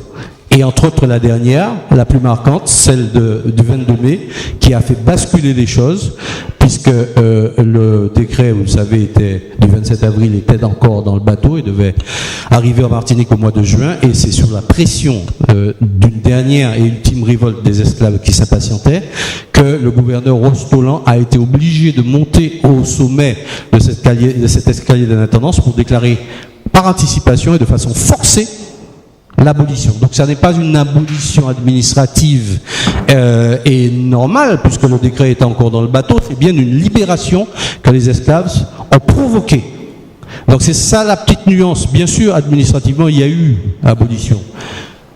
Oui, mais en l'occurrence, cette abolition a été forcée, c'est pour ça que nous devons, pour la pédagogie auprès des générations futures, dire qu'il y a eu effectivement des révoltes d'esclaves, et c'est pour ça que ce mai 2018 est sur le thème de l'abolition de 1848, c'est le 170e anniversaire de l'abolition, mais aussi nous avons voulu que ce mai soit marqué par une pédagogie sur toutes les formes de résistance qui se sont faites à travers le monde par des esclaves, et en particulier les esclaves martiniquais. Donc on ne peut pas tenir ce discours et puis accepter simplement que cette place s'appelle place de l'abolition. Nous l'avions dit déjà il y a 10 ans, donc on apporte cette petite correction. L'esclave romain, aller le mettre à la galère, ça nous semblait aussi incongru, et vous ne l'avez pas dit. La deuxième proposition que nous faisions à l'époque, c'était déjà de rebaptiser la rue Victor Hugo prolongée, qui est une très vilaine dénomination. Victor Hugo a une rue qui va du Mouillage jusqu'au croisement de la rue de l'Abbé Grégoire. Elle est quand même assez longue, la rue Victor Hugo. Donc nous avons jugé intéressant et judicieux de positionner la rue de l'esclave romain au pied de cet escalier de l'intendance pour marquer une sphère de la libération. C'est ça l'idée. Et sachez pour compléter que nous avons demandé, j'espère que nous allons l'obtenir, le classement en tant que monument historique de cet escalier de l'intendance. Et c'est aussi nous qui l'avons demandé. Maintenant, la DAC fera son travail et j'espère que cette demande aboutira. Et pour finir, le boulevard, c'est ce que nous proposons comme appellation, boulevard France Fanon, parce qu'un boulevard, c'est pas rien. Nous verrons plus tard sur le Place Bertin, c'est pas une mauvaise idée, nous verrons. Mais le boulevard France Fanon, parce que si nous débaptisons la rue actuelle de l'esclave romain pour l'inscrire au pied de l'escalier de l'intendance, il fallait bien donner un nom à cette ancienne rue Saint-Louis. J'espère qu'elle a été déclarée d'ailleurs en tant que rue de l'esclave romain. Bon. En tout cas, le boulevard France Fanon, parce que Fanon est d'une certaine façon un résistant mondialement connu à toute l'oppression coloniale et qui sert de modèle au monde entier. Les Blacks Panthers, c'est-à-dire les panthères noirs américains, les Américains noirs, c'est Fanon qui est leur inspirateur. Tous les damnés de la terre, puisque c'est le titre de son bouquin, c'est-à-dire tous ceux qui se sont retrouvés confrontés à un colonialisme oppressant, savent que Fanon est un modèle et est un inspirateur dans le domaine. Et ça n'est pas juste parce que Fanon est Fanon, ce qui est déjà énorme, c'est que juste Fanon a vécu à Saint-Pierre. Et Fanon a vécu à Saint-Pierre, même brièvement, la famille Fanon a inscrit dans Saint-Pierre son histoire aussi. Fanon a joué à l'assaut de Saint-Pierre avec 2 de ses frères. Et je me suis fait faire une petite note là-dessus.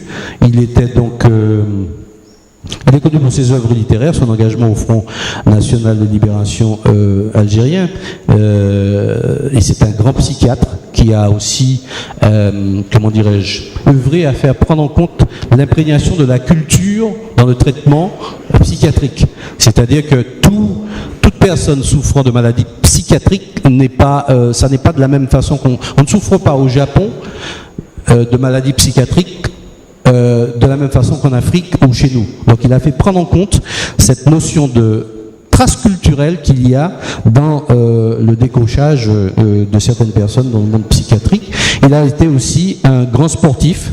Donc il a, semble-t-il, je sais qu'il a joué à l'assaut, mais on m'a dit qu'il a été avant-centre pour le club colonial et ensuite il a porté les couleurs de l'assaut de Saint-Pierre avec 2 de ses frères qui se faisaient appeler la triplette d'attaque. Donc voilà, ce sont 2 personnes qui sont venues me voir quelques semaines après ma prise de fonction pour me dire, monsieur le maire, vous êtes en poste, il n'est pas compréhensible qu'il n'y ait rien qui porte le nom de France Fanon à Saint-Pierre, compte tenu de l'histoire de Fanon qui passe par Saint-Pierre. Voilà, c'est pour ça que nous voulons, dans ce cadre-là, corriger ce manque. Monsieur Espartero.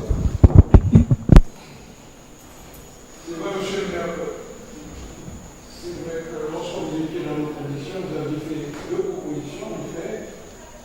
Vous avez soumis à ces maires de baptiser, d'innover la place de la Révolution par la place de la Libération et de la rue véritable au moment de la galère. Vous avez soulevé à l'époque que cette rue, que l'esclave romain porte le nom, que la route du peuple porte le nom de l'esclave romain. Maintenant, ça n'a pas été entendu par l'ancienne équipe. Parce que les choses, étant ce qu'elles sont, il y a tellement de sites, tellement de classes, tellement de rues à Saint-Pierre. Je pense que dans un souci d'apaisement et de concours de réconciliation historique, je pense qu'on pourrait, bon c'est vrai, moi je suis d'accord pour la place de la libération, mais pour Fanon, il y a plein d'autres rues, il y a plein de places. Je pense que ça éviterait peut-être des susceptibilités. On pourrait trouver une rue, une place, un site, c'est pas souvent. Pour donner le nom de François. Voilà, c'est notre position. Monsieur Marquet.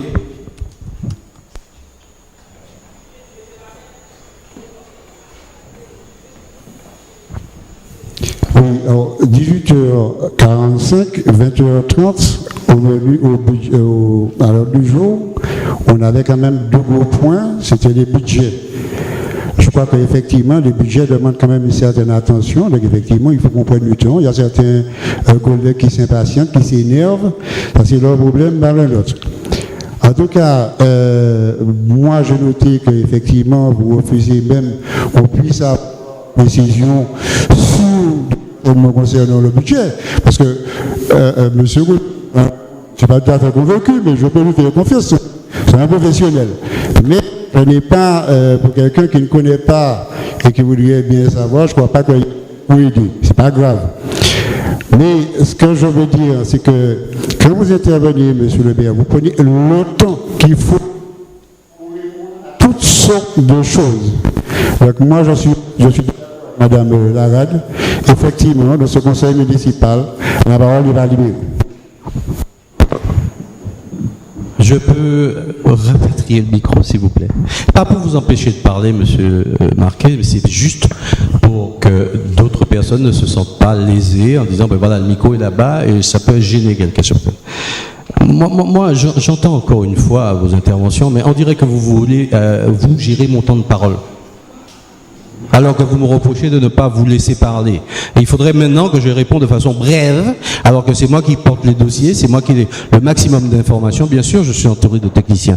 Mais c'est à vous que vous me demandez des comptes. Donc à partir de là, je prends le temps d'expliquer, parce qu'il y a un public, parce que c'est enregistré. Vous n'allez pas maintenant me demander d'être plus bref ou de laconique. Je prends le temps qu'il faut pour expliquer notre position et je parle au nom de tous mes élus qui se taisent parce qu'ils savent ce que je vais dire, ils peuvent prendre la parole. Hein. Bon, à partir de là, s'il s'agit de l'article 11. Bon, attendez, monsieur Planchette veut me rappeler l'article 11 qui a été élaboré par le gouvernement, j'allais dire. À partir de là, monsieur Marquet, je prendrai le temps qu'il faut pour expliquer ce qu'il y a à expliquer. Et vous n'allez pas me circonscrire mon temps de parole. Désolé.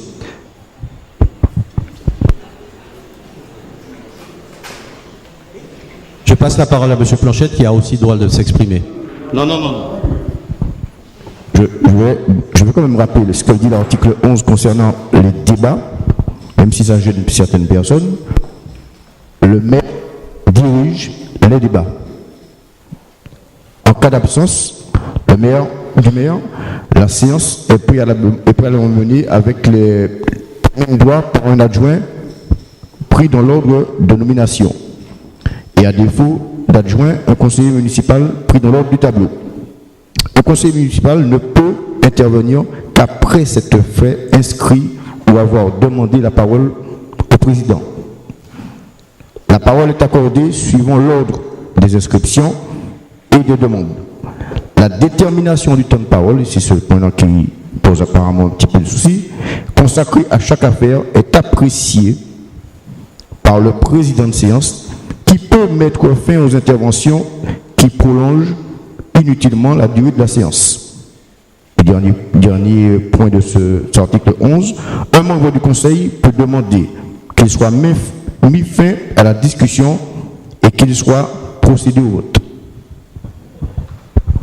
Monsieur Planchette, donc je prendrai en l'occurrence une dernière intervention sur ce point, qui n'est pas... j'ai laissé tout le temps qu'il fallait sur le budget et le côté administratif. Ce point ne me semble pas devoir faire l'objet d'un débat qui dure toute la nuit. Donc je vais prendre une dernière intervention et après nous passerons au vote.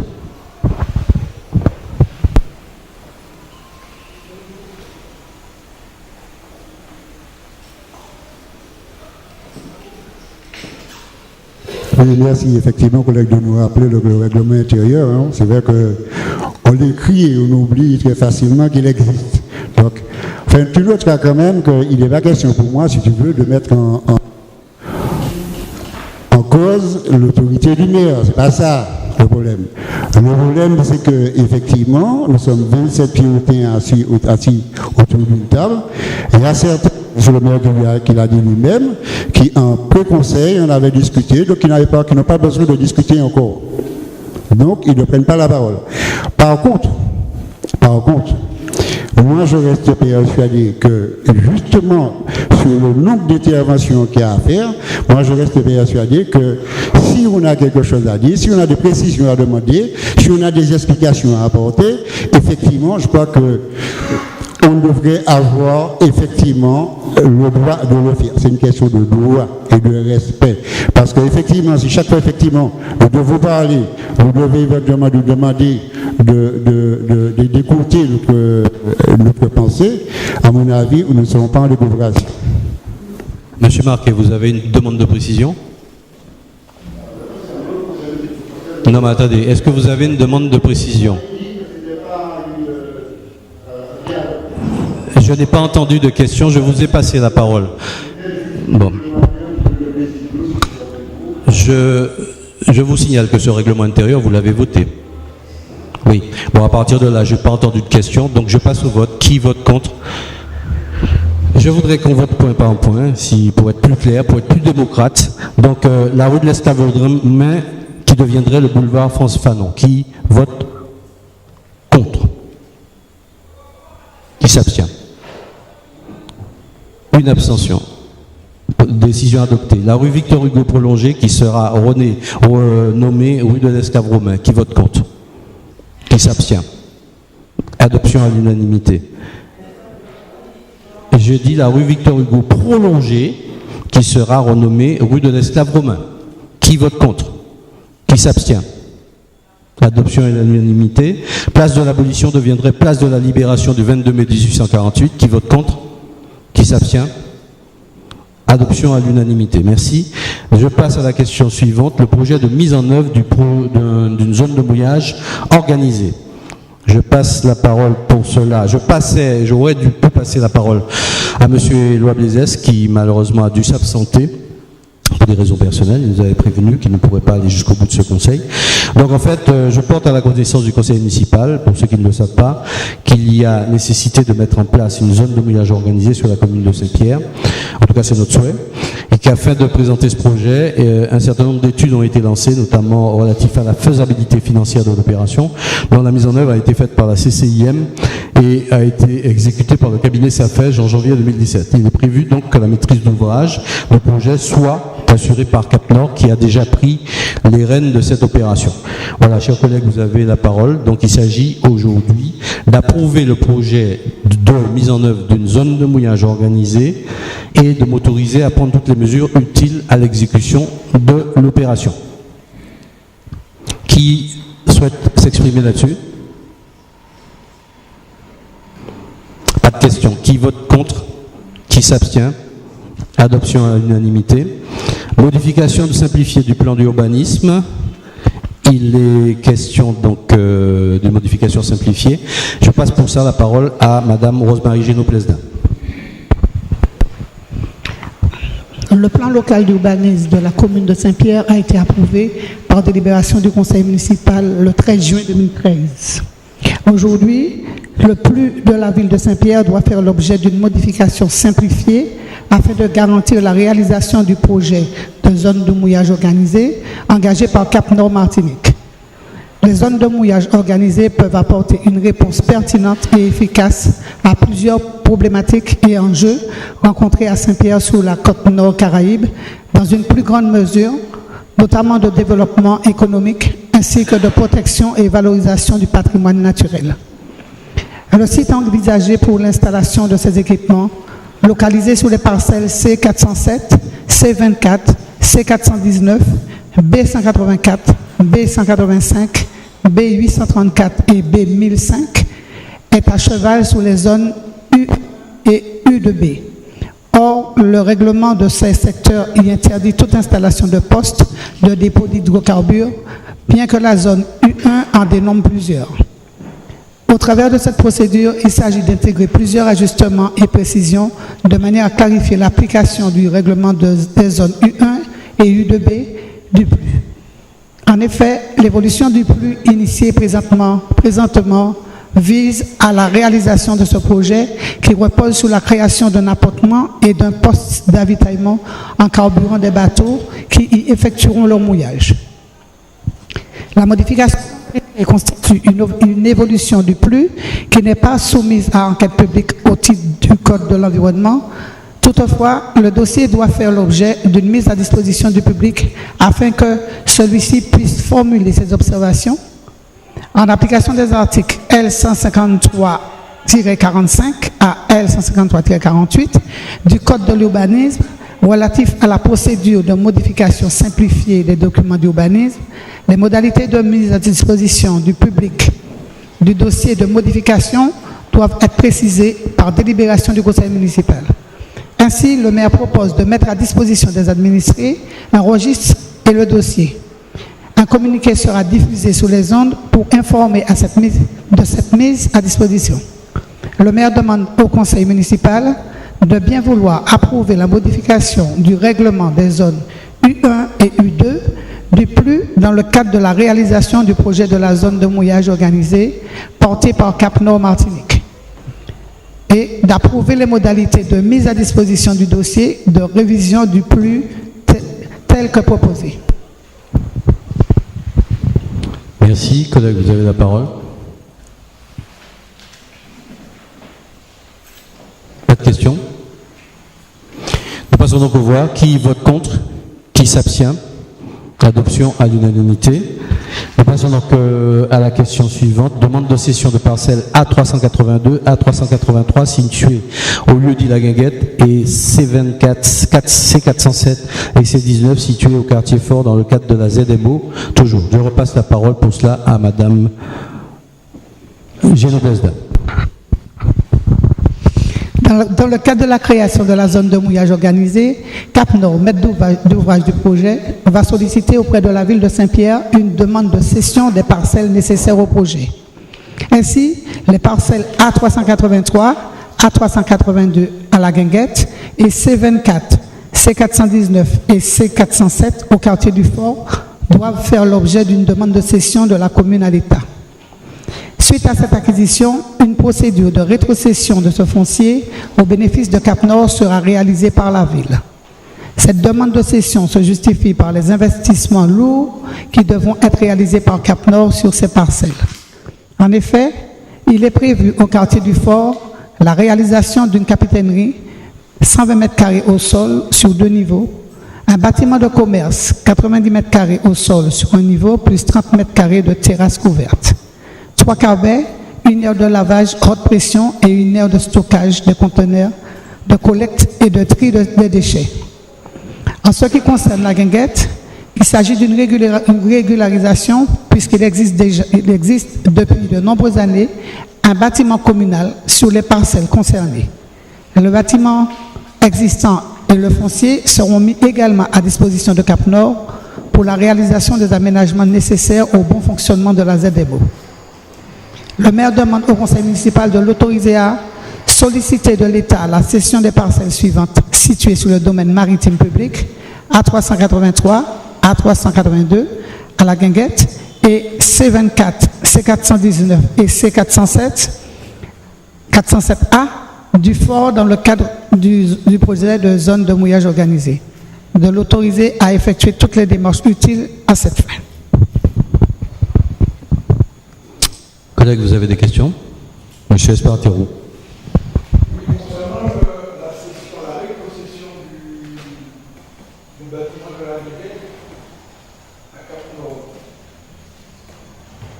cela créera forcément, ce sera à partir de ce moment, Cap Nord deviendra le gestionnaire de ce bâtiment. C'est bien ça? Pas du tout. Donc, pas du tout. La ville n'a pas l'intention de se défaire de ce bâtiment. C'est les parcelles la parcelle sur laquelle se trouve ce bâtiment qui n'est pas propriété de la ville. Nous sommes ici sur des 50 pas géométriques. C'est un peu le même problème que le musée, à savoir que le musée est bâti sur une parcelle qui est encore propriété de l'État. Donc il s'agit de rétrocéder, de demander la rétrocession de cette parcelle, mais pas uniquement, de façon à ce que Cap Nord puisse y installer donc une zone de mouillage, une capitainerie provisoire, mais qui ne sera pas dans le bâtiment de La Guinguette, mais à côté. Et donc ce sera quelque chose qui ressemble à un container ou un algéco, comme on dit, une installation sommaire en attendant la capitainerie définitive qui sera en face d'Ecomax. La Guinguette, en tant que bâtiment, reste entièrement propriété de la ville et gérée par la ville. Il y avait un projet d'occuper partiellement ce bâtiment qui n'est plus à l'ordre du jour. C'était juste une occupation, mais encore une fois, il s'agit d'une capitainerie provisoire qui va peut-être rester là 3, 4, 5 ans, et en attendant donc la capitainerie définitive et que la zone de la place, enfin c'est la place Ecomax, c'est pas tout à fait la place d'Enambuc, soit aménagée avec son appontement et la capitainerie technique définitive.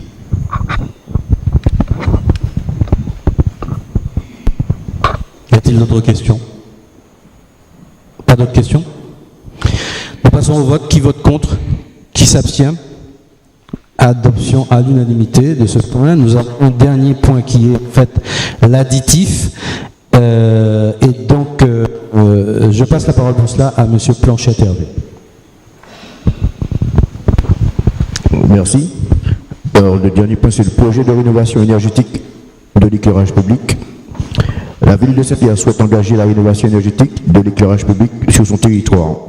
Ce projet consiste au remplacement des luminaires existants par des luminaires performants et moins énergivores, c'est-à-dire à LED. L'installation d'organes d'optimisation du fonctionnement de l'éclairage tels que des horloges astronomiques et des gradations de puissance. L'objectif clé de ce projet est de répondre à l'enjeu de la transition énergétique en réduisant la consommation d'électricité de la ville et parallèlement réduire le montant des factures. Afin de mener à bien cette opération, la collectivité envisage de missionner une assistance à maîtrise d'ouvrage, une AMO, pour l'accompagner dans cette démarche. Le maire souhaite porter à la connaissance du conseil municipal que ce type de projet peut être financé jusqu'à 70% par l'agence de l'environnement et de la maîtrise de l'énergie, l'ADEME. Il conviendra toutefois de rechercher des financements complémentaires afin de réduire au maximum la participation communale. Il est donc proposé au conseil municipal d'approuver le principe de réalisation de cette opération, d'autoriser le maire à faire appel à une assistance à maîtrise d'ouvrage et d'autoriser le maire à signer les différents documents relatifs à cette affaire.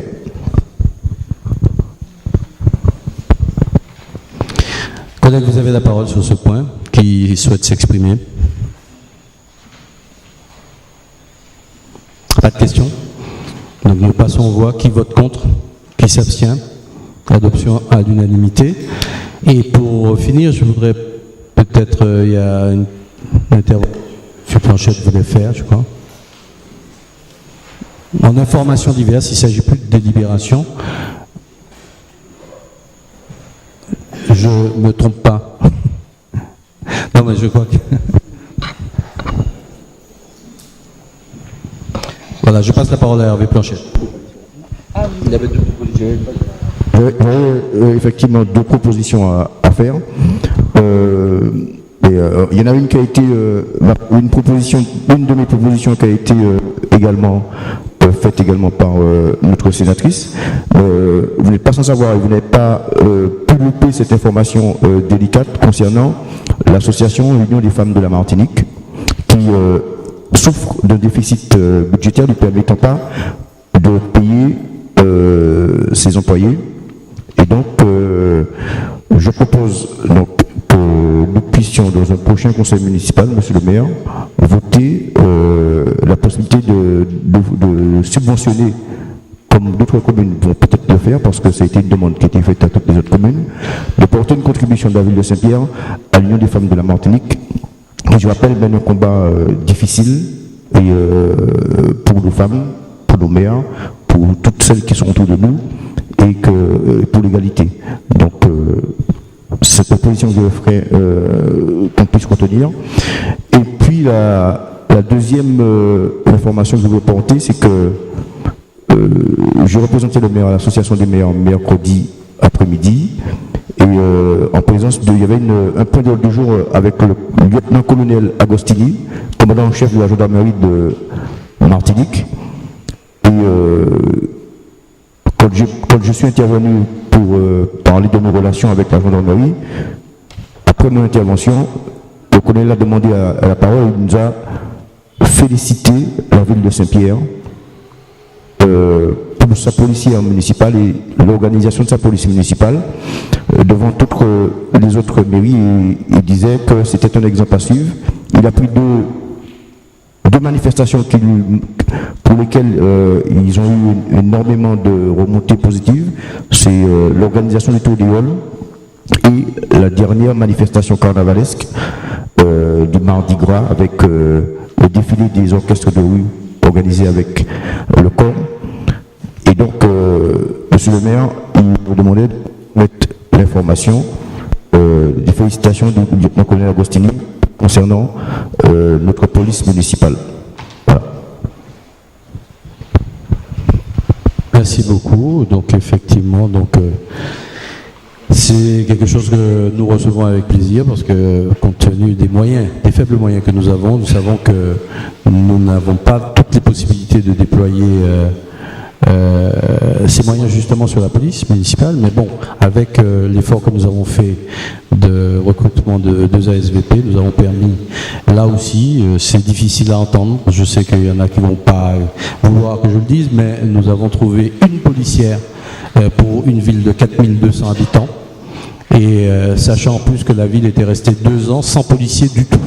Donc c'était déjà un progrès d'avoir une policière pour 4200 habitants, mais bon, avec quelques ASVP à côté, c'est un tout petit peu mieux, mais c'est pas encore la panacée. Donc merci à ceux qui s'investissent pour qu'il y ait un peu moins d'embouteillage dans la ville, qu'il y ait que l'on puisse assumer notre rôle pour accueillir le Tour d'Éole et autres manifestations culturelles, que ça puisse se dérouler dans de bonnes conditions. Voilà. Madame Larade.